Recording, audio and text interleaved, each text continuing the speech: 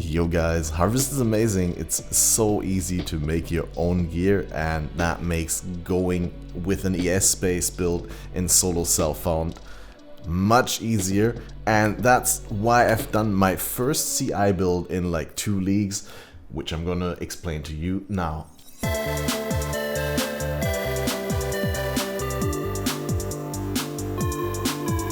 So, I've been wanting to make a CI build for a while now because CI is really the master race in some aspects, right? Chaos damage is one of the 5 damage types in Path of Exile. You have physical, fire, cold, lightning, and chaos. And while chaos was never the big prevalent damage type when I started playing the game, and chaos resistance was therefore looked as a luxury, nowadays you really can't get around building some chaos resist, as most life-based characters want to be at least at around neutral chaos resist instead of the -60 that the resistance penalties that you receive from completing the acts will bring you to. Obviously, if you're life-based, you want to have more than 0%, ideally more than 50 or even close to cap, especially as a low life build. The Keystone passive Chaos Inoculation puts your maximum life to 1 and makes you immune to chaos damage, basically fixing your chaos resist at exactly 100%. Great against chaos degen ground, against chaos hits. I mean, you're immune to chaos damage, you get the idea, right? And Energy Shield is a little bit different from life. Every character can have Energy Shield in Path of Exile, but unlike life, you don't get base Energy Shield from your level. You start at 0 Energy Shield, and all Energy Shield you gain is from your gear and from your passive tree. Energy Shield numbers start a little bit lower, but scale way higher, therefore. And the availability of increased Energy Shield on the tree is a little bit higher than increased life as well. And you can get more base Energy Shield on items than you could typically get on life, as Energy Shield is one of the 3 main defenses that armor class items can roll. Needless to say, I wanted to play a CI build for a while now, and this league I got the opportunity, which is also because I got a Blightwell. I didn't even know that Blightwell as an amulet existed until last league when TarkeCat talked about it on stream, and I was like, well, ooh, how do you even get that? And turns out it's a pretty rare item, as it is restricted to the original Talisman League. But you can obviously get it from stuff like Elrion, who gives you random unique jewelry in, I think, Research, or Camaria with the League exclusive uniques in Transportation. Now what Blightwell does, it makes your Energy Shield recharge kick in a little bit slower during Flask Effect, but makes it much stronger during Flask Effect. Energy Shield recharge naturally kicks in after 2 seconds of you not taking damage, and then your Energy Shield will recharge at a rate of, I believe base is 20% of your maximum Energy Shield per second. It's a little bit of a downside that it starts slower, but this is cancelled out by the upside of Soul Strike, which gives you 80% faster start of Energy Shield recharge. Now, Soul Strike comes with a downside of 40% reduced Energy Shield recharge rate, which is greatly cancelled out by the upside of Blightwell in turn. So you could say that those items go really well together, at least as long as you have Flask effects up. I currently, with my gear, reach 9,451 Energy Shield, and my Energy Shield recharge per second is 5,368.2. Energy Shield recharge occurrence modifier is the stat that modifies those 2 seconds kick in.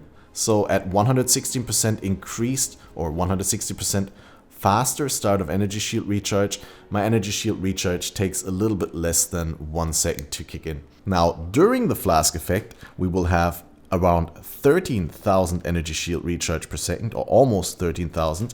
The recharge occurrence modifier is slightly lower, I mean 30% lower obviously, but still almost 100%, so a little bit higher than 1 second. I would say like 1.2 seconds it takes for the energy shield recharge to kick in. Now, normally, or like the latest craze in the meta since basically last league, and now even more so this league, that glancing blows is on the tree, but previously you were able to get glancing blows from timeless jewels, is to go with an ES build that has a shield that recovers energy shield on block, and then you go full block, so you cap yourself out at 75% block, and then every time you get hit and you block a hit, you get 5% of your energy shield back, which is, I would say, the main meta right now for energy shield sustain. But this is a little bit different. Obviously, I'm not a block build. I don't get stuff back when I'm blocking hits. But the recharge is incredible. And after the recharge kicked in, it can't be interrupted for 4 seconds because of Wicked Ward, which says energy shield recharge is not interrupted by damage if recharge began recently. I leveled this build with a tabula and mostly using Bane with 2 curses, where I picked Enfeeble and Despair, obviously, and then just filled it up with support gems like Efficacy and Swift Affliction. And that carried me pretty high, honestly. I think I leveled to level 90 even before I switched to CI, because I was farming specific harvest crafts in Quarry in order to modify my lower energy shield items. Before I started the build, I had already found a regalia that was promising to have more than 500 energy shield, and I modified this with the harvest crafting, made the resist a little bit better, and removed a prefix that we had with which was physical damage reflected to attackers. So now we have an open prefix, and once we get augment with defense modifiers as a craft in our harvest, we can actually add another energy shield modifier on top, which could either be the hybrid between life and energy shield, the hybrid between mana and energy shield, or the hybrid between increased energy shield and stun and block recovery. So unless we're super unlucky with that, we will, I think even if we're unlucky, this will break 600 energy shield. So this is a pretty decent piece, I would say. I have a mediocre energy shield helmet. The energy shield is nothing great on this Necromancer circlet, but it comes with the combo mod of fire resistance and percentage of physical damage from hits taken as fire, which is really good for a low physical mitigation character, because this percentage of physical damage from hits that I take as fire damage is then mitigated by my fire resistance rather than my physical damage reduction, which is much better. I'm using this pair of gloves, which I also crafted with Harvest. I made this with the energy shield, or no, with defense modifiers are more common, on a fairly low base. This is so that you can still use Quarry mods for modifying these items. Early on, you don't want to, be locked into maps in order to farm crafts or seeds that you can then use to improve your gear. Quarry farming is a very viable method of generating a lot of crafts in this Harvest League, because the seed cache in Quarry spawns relatively close to the waypoint. I'm sure you've seen videos. I'll probably link Badger's video for Quarry farming down below, because it's good content. So, using Syntrack because they're pretty decent energy shield, and I managed to hit the Merciless movement speed enchant on them. Bated Breath because it's very hard to beat this belt for an energy shield build, because it comes with flat energy shield, both implicit and explicit, with increased energy shield, with intelligence, which also grants increased energy shield via attribute scaling, and increased energy shield recharge rate, which, it's very hard to have a rare build that's better than this. Maybe eventually. Now, because we're CI, all of our stuns and freezes, shocks, chills are actually not based on our energy shield, but on our life. Not the one life, but the life that I would have without CI allocated, which is probably like 1,200 or something like that. So it's very likely as a CI build to get stunned, to get shocked for a high effect, or to get frozen for a long duration. So you really need to deal with those things more so than in other builds. Because we're an occultist, we have Vile Bastion, which says cannot be stunned while you have energy shield. That's basically my stun immunity, because if I don't have energy shield, it's very, very likely that I'm dead. Like 0 energy shield and 1 life is probably not gonna happen, and if it happens, then it's a miracle.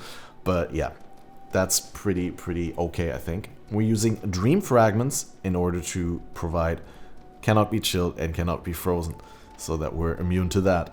Now for shock remove, I haven't found a solution. Eventually I would want to get elemental ailment immunity completely, either via stacking reduced effect or reduced duration or a chance to avoid. I think there's different ways nowadays, but the way how I did it last league was with the 35% chance to avoid elemental ailments as a prefix on the chest piece, and then with 25 on the helmet. And then you can use either Anoint Crystal Skin and a Cluster Jewel, or you could have Shaper Boots that come with, I think, up to 25% ailment avoidance as a prefix that you can roll on the Shaper base as well. Anyway, long story short, I leveled this with Bane and Blight, and then when we completed our Porcupine set, which is a divination card that you can farm in the gardens layouts, in the Imperial Gardens during the story. I wouldn't recommend that because it's pretty rare there.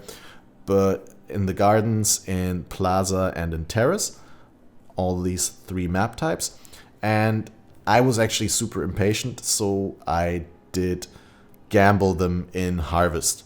You know, the diff card craft where you can sacrifice like up to half a stack of diff cards in order to gain up to twice that amount. So yeah, got lucky, completed my set, then used an essence of Scorn, I believe. Just really quickly want to check because I'm not 100% sure on the essence name. No, it's the essence of Dread, which gives you at a minimum of Shrieking tier. Screaming is too low, but Shrieking or higher, you get +2 level of Socketed Bow Gems guaranteed. And that's a really good base. As soon as I got multi-mod unlocked and I get some other quarry, not quarry crafts, as soon as I get some more harvest crafts, I can remove the life gain on hit. And I probably have to prefix lock and then suffix scour in order to get rid of the stun duration. I could also choose to reroll to get more favorable mods for modification. But for now, because I didn't have all of these things, I was just settling with the +2 bow gems and just crafted chaos damage over time multi. This is, I think, even the rank 2, it's not the rank 3, could be even higher. We're running Caustic Arrow with Swift Affliction, Pierce, Conk Effect, and Vicious Projectiles after we transitioned into bow. I'm still using Bane to apply curses because of the Occultist's Profane Bloom, which makes enemies explode. Really nice. Using Bane, Efficacy, and the 2 curses. It even clears in yellow or even red maps. You can clear white packs with the Bane alone in technically a 4-link, right? I also have my Val Discipline in here because Discipline itself doesn't have the duration tag, so my reservation of discipline doesn't get increased by the fact that it's linked to efficacy, but the Val Discipline does have a duration tag, so that the duration is extended by efficacy, which grants 16% increased skill effect duration at level 20. My other ring just has Energy Shield and a free prefix for faster start of Energy Shield Recharge, which is a craft from the bench as well, and 2 decent resists. When I'm mapping, I first try and get some kills while weapon swapping to Sinvictus Metal, which grants you Rampage, but you only need to have a handful of kills in order to start. Actually, technically 1 kill with the axe would be enough. You can switch back, and if you get the kill within the timer, like before your Rampage timer times out, you will still start a kill streak even without Sinvictus equipped, which is very nice. For the tree, I stretch from Zealot's Oath and Faith and Steel all the way over here to Entropy and Void Barrier. This is not super efficient pathing. Like, for the investment of points, I would probably get better Energy Shield by just filling up the clusters over here.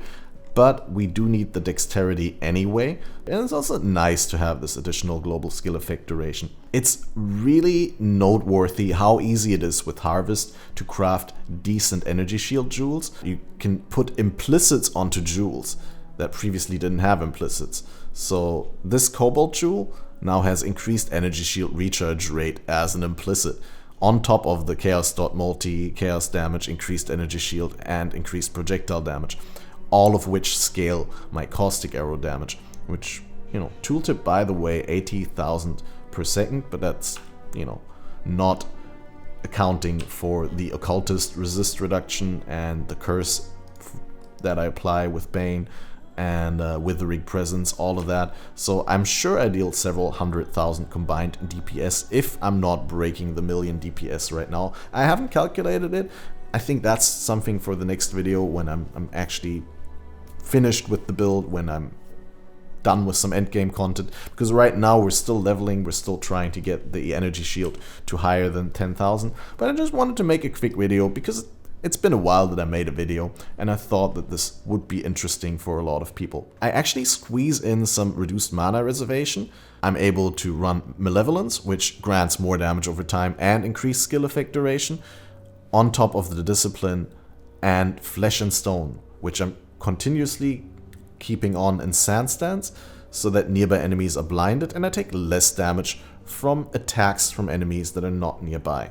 Very, very good defensive buff, and obviously nearby enemies are blinded helps massively with letting the energy shield recharge kick in, because otherwise you get hit way more often. But with enemies blinded, they have half the chance to hit you.